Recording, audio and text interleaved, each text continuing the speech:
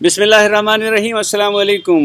8 سے 80 کی ایک اور ویڈیو کے ساتھ ڈاکٹر فیض الحسن نسیم، شاہد شریف اور محمد عاقب اپنے دوستوں کی خدمت میں حاضر ہیں، اور آج کی ویڈیو ہے حکایات پر مشتمل ہمارا سلسلہ جیون کہانی، اور اس میں ہم مختلف ذرائع سے جو کہانیوں کے ذریعے انسانوں کو زندگی گزارنے کے سبق دیے گئے ہیں ان کے حوالے سے بات کرتے ہیں۔ کبھی وہ چھوٹی سی کہانی ہوتی ہے، کبھی بڑی سی کہانی ہوتی ہے، لیکن ہر کہانی کا آخر میں ایک نتیجہ نکلتا ہے، اور وہ نتیجہ ہوتا ہے جو ہمیں زندگی کو گزارنے کے حوالے سے ہماری مدد کرتا ہے، ہمیں ہدایت کی راہ دکھاتا ہے، اور اگر ہم اس پر عمل کریں تو ہمیں اپنی زندگی میں بہتری لانے کا موقع ملتا ہے۔ سر یہاں مجھے یاد آیا کہ اس سے پہلے کہ آپ حکایت شروع کریں، ایک ہم جماعت نے پوچھا کہ یہ جیون کہانی کا سلسلہ کہاں تک جائے گا؟ کیا کوئی مختص کیا ہوا ہے کہ اتنی ہوگی؟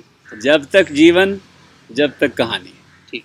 جیون کہانیوں کا سلسلہ کبھی ختم نہیں ہو سکتا، کیونکہ یہ بالعموم زندگی کی حقیقی کہانیوں میں سے یا پھر فرضی کہانیوں میں سے لے کر انسانوں کو راہ دکھانے کی ایک کوشش ہوتی ہے، اور بڑے بڑے مفکر اس حوالے سے کام کر گئے، جن میں سے 2-3 نام ہم پہلے بھی لے چکے ہیں۔ مولانا رومی، ان کی حکایات ہیں، شیخ سعدی رحمۃ اللہ علیہ، ان کی حکایات ہیں، اور ان سے پہلے بھی بہت ساری کتابیں اس حوالے سے لکھی گئیں جہاں اس طرح کی کہانیاں اکٹھی کی گئیں اور ان سے حاصل ہونے نتائج کے ذریعے لوگوں کی رہنمائی کی گئی۔ آج شاید ایسی ہی ایک کہانی میں نے پچھلے دنوں پڑھی اور میرا دل چاہا کہ اپنے سننے والوں کی خدمت میں اور آپ دوستوں سے اس کو شیئر کروں۔ 2 دوست سے تیز ہوش اور خرم دل، جس شہر میں رہتے تھے وہاں ان کا کوئی سلسلہ روزگار اچھا نہیں چل رہا تھا، تو انہوں نے سوچا کہ چلو اس شہر سے کسی اور شہر چلتے ہیں اور وہاں جا کر کوئی روزی روٹی کا انتظام کرتے ہیں، کوئی کوشش کرتے ہیں۔ یہ نکلے وہاں سے، راستے میں ایک جنگل پڑتا تھا، جنگل میں سے جاتے جاتے گزرتے ہوئے ان کو ایک بہت بڑی تھیلی نظر آئی۔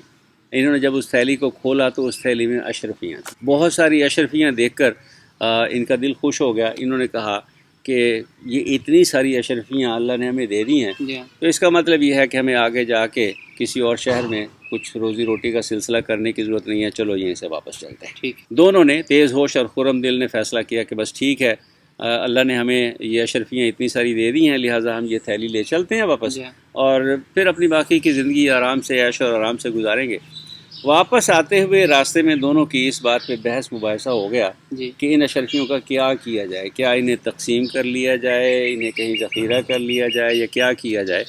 تو جو تیز ہوش تھا ان میں سے، وہ ذرا چالاک قسم کا تھا، اس نے کہا اپنے دوست سے، خرم دل سے، ایسا کرتے ہیں کہ ہم اس میں سے کچھ اشرفیاں نکال کے بانٹ لیتے ہیں، اور باقی تھیلا جو ہے وہ کسی جگہ، کسی محفوظ جگہ پہ ہم دبا دیتے ہیں، پھر جب کبھی ہمیں ضرورت پڑے گی تو ہم آئیں گے اور اس میں سے کچھ اور اشرفیاں نکال کے لے جائیں گے۔ اس طرح سے یہ خزانہ بھی یہیں پڑا رہے گا، ہم ایک دم سے اس کو خرچ بھی نہیں کریں گے، اور ہمارا زندگی کا سلسلہ روزگار بھی چلتا رہے گا۔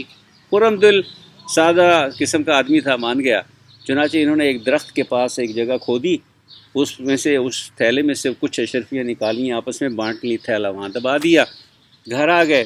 رات کو تیز ہوش کی نیت خراب ہوئی، اس نے کہا کہ یہ اشرفیاں میں خرم دل کو کیوں دوں، اس سے کیوں بانٹوں میں۔ چنانچہ وہ چپ کر کے گیا، جا کے اس نے وہ تھیلی نکالی اور اٹھا کے گھر آ گیا۔ چند دن کے بعد خرم دل اس کے پاس آیا تو کہنے لگا کہ بھائی، وہ جو اشرفیاں ہم لائے تھے وہ تو خرچ ہو گئیں، اب میرے پاس تو زندگی گزارنے کے لیے کچھ مال اسباب نہیں ہے، تو ایسا کرتے ہیں کہ پھر چلتے ہیں ادھر، وہاں سے جا کے اس تھیلی میں سے کچھ اور اشرفیاں نکال لاتے ہیں، اور تاکہ زندگی کا سلسلہ چلے۔ تیز ہوش نے کہا بالکل، کیوں نہیں، چلو چلتے ہیں۔ تیز ہوش اس کو لے کے گیا، وہاں جا کے اب انہوں نے کھدائی کرنی شروع کی، کھدائی کرتے کرتے کرتے کرتے تھیلی ہوتی تو ملتی۔ نہ صرف یہ، تیز ہوش نے خرم دل کو پکڑ لیا، کہنے لگا تم نکال کے لے گئے ہو۔ اچھا۔ اب خرم دل قسمیں کھا رہا ہے، اپنی صفائیاں پیش کر رہا ہے، اور تیز ہوش ہے کہ وہ اس کے اوپر چڑھائی کر رہا ہے کہ تم نے دھوکہ کیا ہے، تم نے بے ایمانی کی ہے، تم وہ تھیلی نکال کے لے گئے ہو۔ الٹا چور کوتوال کو ڈانٹے۔ بات بڑھتے بڑھتے شہر کے قاضی تک جا پہنچی۔ قاضی کو خرم دل اور تیز ہوش نے جا کے اپنا مقدمہ سنایا۔ قاضی نے خرم دل سے پوچھا، تمہارے پاس اس بات کا کوئی ثبوت ہے کہ وہ اشرفیوں کا تھیلا کس نے نکالا؟ اس نے کہا جی مجھے تو کچھ نہیں معلوم، میں تو تیز ہوش کے ساتھ ہی اسے وہاں دبا کے آیا تھا، لیکن اب جب میں تیز ہوش کے ساتھ وہاں گیا ہوں تو وہاں تو تھیلا نہیں تھا، لیکن میں حلفاً کہتا ہوں کہ میں نے وہ تھیلی نہیں نکالی۔ تیز ہوش کو اس نے کہا، قاضی نے کہ ہاں جی اب آپ بتائیے. تیز ہوش نے کہا جی نکالی ہی اسی نے. اچھا. قاضی نے کہا تو آپ کے پاس اس کا کوئی ثبوت ہے؟ کہنے لگا جی اور تو کوئی ثبوت نہیں ہے، بس وہ درخت ہی میرا گواہ ہے، اور اللہ تعالیٰ اس درخت کو جو ہے نا گفتگو کی طاقت عطا فرمائے گا. آپ جا کے درخت سے پوچھیے، یقیناً اللہ تعالیٰ اس سچ کو آشکار کرے گا، اس کے جھوٹ کو فاش کرے گا، اور آپ کو ثبوت مل جائے گا کہ وہ درخت بول پڑے گا. جو تھیلی ہے اشرفیوں کی وہ خرم دل نکال کے لے گیا. قاضی نے کہا ٹھیک ہے کل ہم چلیں گے درخت کے پاس، تو جا کے یہ کوشش بھی کر کے دیکھ لیتے ہیں، شاید درخت تمہارے حق میں گواہی دے دے. معاملہ ختم ہو گیا، یہ گھر آ گئے. تیز ہوش نے واپس آ کر اپنے بوڑھے باپ کو سارا قصہ سچ بتا دیا. اچھا. اور اسے کہنے لگا کہ اب میرے بچنے کی ایک ہی راہ ہے، وہ یہ کہ درخت کا تنا اتنا بڑا ہے کہ تم اس کے اندر چھپ کے بیٹھ سکتے ہو. اچھا. لہٰذا تم ایسا کرو کہ آج رات جا کے اس درخت کے تنے کے اندر چھپ جاؤ. ٹھیک ہے. کل جب قاضی آ کے درخت سے پوچھے گا کہ بھئی یہ تھیلی کس نے نکالی ہے، تو تم وہاں میرے حق میں گواہی دینا اور کہنا کہ خرم دل نکال کے لے گیا، تو وہ تھیلی جو اشرفیوں کی تھیلی ہے وہ میری ہو جائے گی. ٹھیک ہے. بوڑھے باپ نے پہلے تو اسے سمجھانے کی کوشش کی کہ بیٹا یہ بددیانتی ہے، بے ایمانی ہے، دوستوں کو دھوکہ نہیں دینا چاہیے، لیکن بالآخر وہ اپنے بیٹے کی باتوں میں آ کے مجبور ہو گیا. رات کو گیا، جا کے وہ درخت میں چھپ کے بیٹھ گیا. اچھا. اگلے دن یہ دونوں پھر قاضی کے سامنے پیش ہوئے. قاضی نے کہا چلیں جی چلتے ہیں درخت سے جا کے پوچھتے ہیں، دیکھتے ہیں وہ کیا جواب دیتا ہے. یہ درخت کے پاس گئے. قاضی نے اس درخت کو مخاطب کر کے کہا کہ درخت جو تمہارے نیچے ایک تھیلی اشرفیوں کی دبائی گئی تھی، کیا تم ہمیں بتا سکتے ہو کہ وہ اشرفیوں کی تھیلی کون لے کے گیا ہے؟ اندر سے آواز آئی، جی بالکل بتا سکتا ہوں، تھیلی وہ اشرفیوں کی تھیلی خرم دل نکال کے لے گیا. تیز ہوش نے چھلانگیں لگانا شروع کر دی. اس نے کہا دیکھا جی اللہ تعالیٰ نے اس درخت کو بولنے کی، گفتگو کرنے کی صلاحیت دے دی ہے، میں سچ ثابت ہو گیا. قاضی سمجھدار آدمی تھا، اس کو اندازہ ہو گیا کہ معاملہ کچھ اور ہے. ٹھیک ہے. اس نے کہا اپنے دوستوں سے، اپنے ساتھیوں سے، یا اپنے ساتھ جو اس کا عملہ تھا، انہوں نے کہا اس درخت کے گرد ذرا لکڑیاں اکٹھی کرو اور آگ جلاؤ. چنانچہ انہوں نے اس درخت کے گرد لکڑیاں اکٹھی کیں، آگ لگا دی.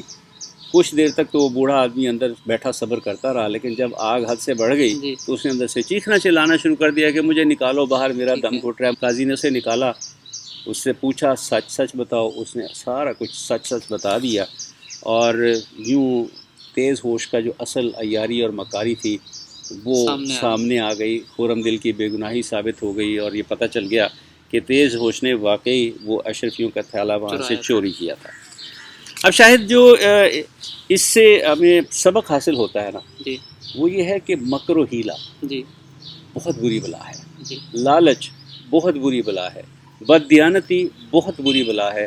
اور ان سب کا دیکھیں نا، تیز ہوش نے اپنے اس دوست کو، جو اس کا مخلص دوست تھا، اس نے دھوکہ دینے کی کوشش کی.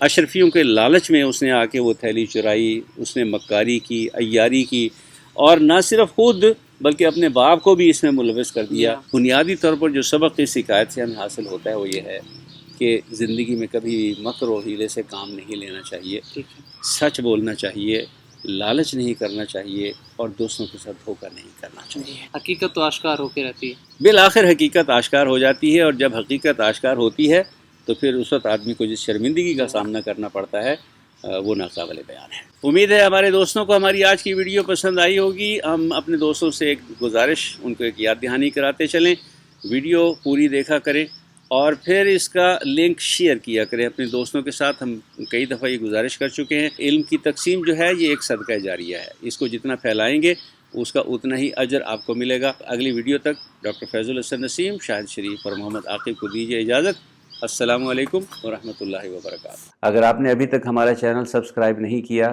تو چینل سبسکرائب کیجئے، گھنٹی کے نشان کو بھی کلک کیجئے، اور ہاں، ان ویڈیوز کے لنکس اپنے دوستوں سے شیئر کرنا مت بھولیے. یاد رکھیے، علم وہ دولت ہے جو بانٹنے سے کم نہیں ہوتی.